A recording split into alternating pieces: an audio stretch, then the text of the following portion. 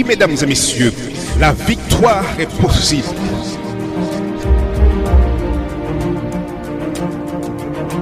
Ne perdez pas espoir.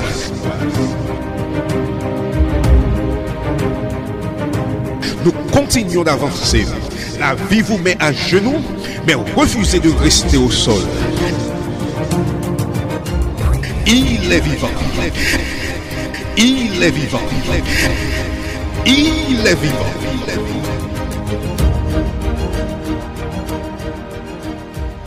Mesdames et messieurs, RJV vous présente votre conférence biblique Voici ton Dieu.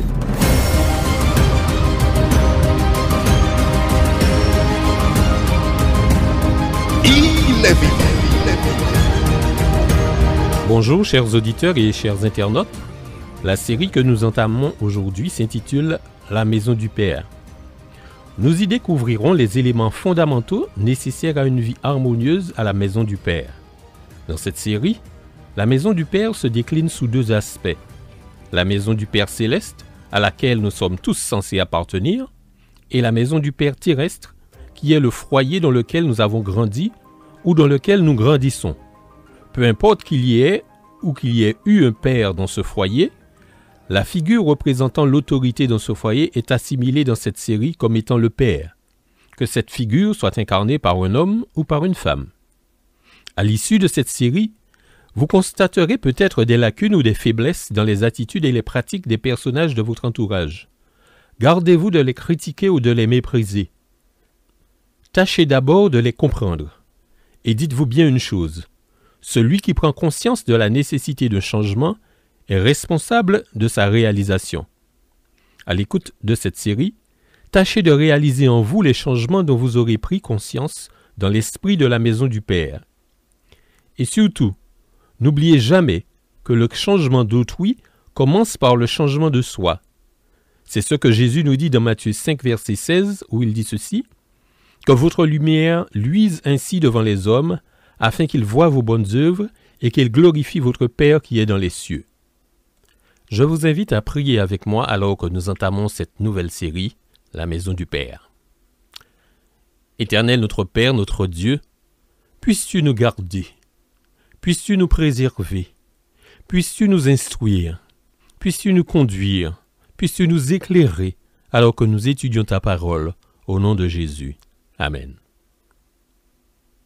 La conférence d'aujourd'hui s'intitule « Jean de la Maison du Père ». L'apôtre Paul déclare ceci dans Éphésiens 2, versets 17 à 19. « Il est venu annoncer la paix à vous qui étiez loin, et la paix à ceux qui étaient près, car par lui nous avons, les uns et les autres, accès auprès du Père, dans un même esprit.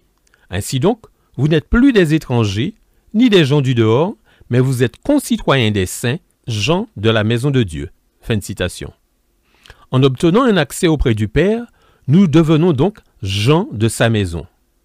Cela évoque quoi pour vous, la maison du Père? L'une des premières images qui vient à l'esprit quand on pense à la maison du Père, c'est l'image du foyer, c'est-à-dire cet endroit doux et chaleureux, où l'on est comme dans un cocon, comme dans un nid. On a tout le confort dont on a besoin, on s'y sent en sécurité. C'est l'endroit où tous nos besoins sont satisfaits. On n'a pas besoin de quémander. On s'occupe de nous. Il y a de l'amour. Il y a ce sentiment d'appartenance. On sait d'où l'on vient. On sait qui l'on est. Une autre image de la maison du Père, c'est que la maison du Père est un lieu d'apprentissage, même le lieu de tous les apprentissages. C'est là où on apprend à utiliser ses 5 sens, la vue, l'ouïe, l'odorat, le goût et le toucher. C'est là où on apprend à marcher, c'est là où on apprend à parler. En fait, tout ce que nous apprenons qui nous sera utile plus tard dans la vie est appris à la maison du Père. À l'école, on apprend à exploiter ces choses-là, mais tous les apprentissages fondamentaux sont faits à la maison du Père. C'est là qu'on apprend à communiquer avec les uns et les autres, à rire et à pleurer. C'est là où on apprend à raisonner, à faire la distinction entre ceci et cela. C'est là où on apprend à jouer, à travailler, donc à coopérer avec les uns et les autres. La maison du Père, c'est aussi un repère. C'est-à-dire que c'est l'endroit où l'on se définit, où l'on apprend que je suis moi et toi tu es toi. C'est l'endroit où on apprend à baliser son espace vital, l'endroit où l'on reconnaît que personne ne doit entrer dans ce qui est mon espace à moi. C'est également l'endroit où l'on s'inscrit dans une lignée. Je suis fils de, je suis fille de. Tout ça, ce sont des repères qui nous serviront durant toute notre vie. La maison du Père est également un repère, cette fois R-E-P-A-I-R-E, car c'est l'endroit où l'on s'abrite quand on se sent en danger, quand on veut se mettre à l'abri. On va ou on retourne à la maison du Père. C'est l'endroit où on se réfugie, parce qu'on sait que là, on sera protégé. C'est également l'endroit où l'on se repaît, c'est-à-dire où l'on se nourrit. Donc la maison du Père est à la fois un repère, P-E accent grave R-E, et un repère, P-A-I-R-E. La maison du Père, c'est également un théâtre, où se nouent et se dénouent des intrigues. Parce qu'à la maison du Père, avec les alliances qui se nouent entre les uns et les autres, des alliances ou des coalitions, eh bien, il y a parfois des animosités qui naissent à la maison du Père entre frères et sœurs, personnes d'une même famille, et qui durent toute la vie, hélas. À la maison du Père, c'est un théâtre où se jouent des drames et des comédies. La maison du Père, c'est également un port d'attache. C'est l'endroit d'où partent toutes nos pérégrinations. Voyez-vous, au fur et à mesure que l'on grandit à la maison du Père, on a envie de partir, d'aller ailleurs. Et parfois, effectivement, c'est ce que l'on fait. Et puis, on peut même créer sa propre famille.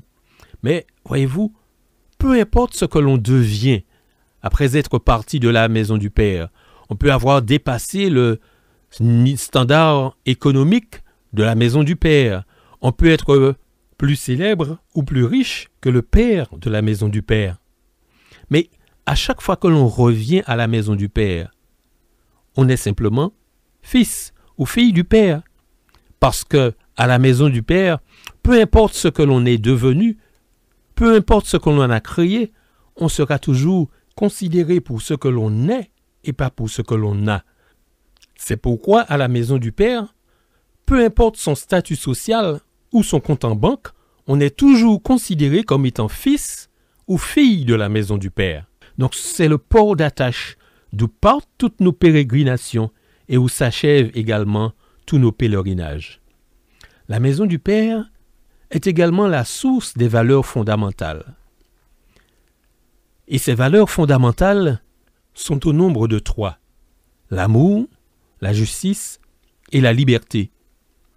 Peu importe que dans la vie on ait appris le véritable sens de l'amour, de la justice ou de la liberté, peu importe qu'on ait fait des découvertes philosophiques très importantes, mais c'est à la maison du Père que ces valeurs-là prennent tout leur sens pour nous.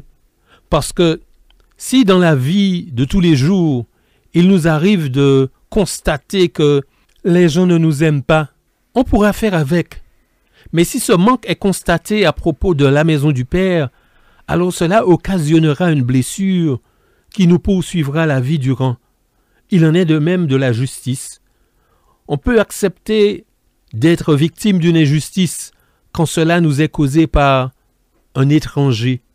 Mais quand cette injustice vient de quelqu'un de la maison du Père, alors là, cela nous affecte également notre vie durant. Il en est de même du sens de la liberté. On accepterait que, pour une raison ou pour une autre, notre liberté soit rognée. Mais quand, à la maison du Père, on sent que l'on ne peut pas être soi, on sent que l'on ne peut pas s'exprimer comme on le voudrait, qu'on ne peut pas être véritablement celui qu'on désire être, alors cela nous affecte beaucoup plus. Donc, la maison du Père, c'est la source des valeurs fondamentales. Je ne sais pas pour vous quelle est votre image favorite de la maison du Père. Si c'est un foyer, si c'est un lieu de tous les apprentissages, si c'est un repère, P-E accent grave R-E, ou si c'est un repère, P-A-I-R-E, ou alors si c'est un théâtre, un port d'attache, ou la source des valeurs fondamentales, mais peu importe l'image que vous retenez le plus de la maison du Père, La question importante que je vous pose à cet instant est: où en êtes-vous avec la maison du Père? Êtes-vous en symbiose avec la maison du Père? Êtes-vous en délicatesse avec la maison du Père? Ou êtes-vous en rupture avec la maison du Père? Et bien sûr, quand je pose la question, la maison du Père est à considérer tant au niveau terrestre qu'au niveau céleste. Où en êtes-vous avec la maison du Père aujourd'hui? Peu importe la situation dans laquelle vous vous trouvez aujourd'hui, en cet instant même, avec la maison du Père, ce que je vous souhaite, c'est que vous soyez bientôt, très bientôt, en harmonie, en symbiose avec la maison du Père. Puisse Dieu vous bénir, vous assister, vous conduire sur le chemin qui mène à la maison du Père. Amen. Et à demain.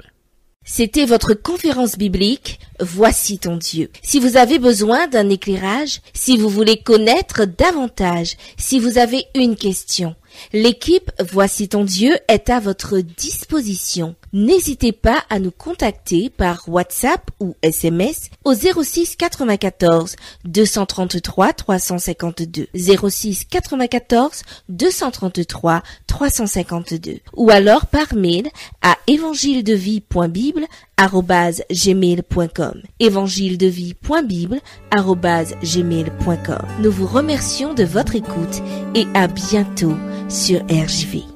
Tout est noir autour de toi, tu cherches ton chemin, le cœur brisé, déchiré et découragé. Je sais ce n'est pas facile, je comprends ce que tu vis. Tu te crois abandonné à combattre une armée. Dieu a un plan pour toi, Dieu a un plan. Son amour est pur, son cœur est bon. Et souviens-toi toujours que Dieu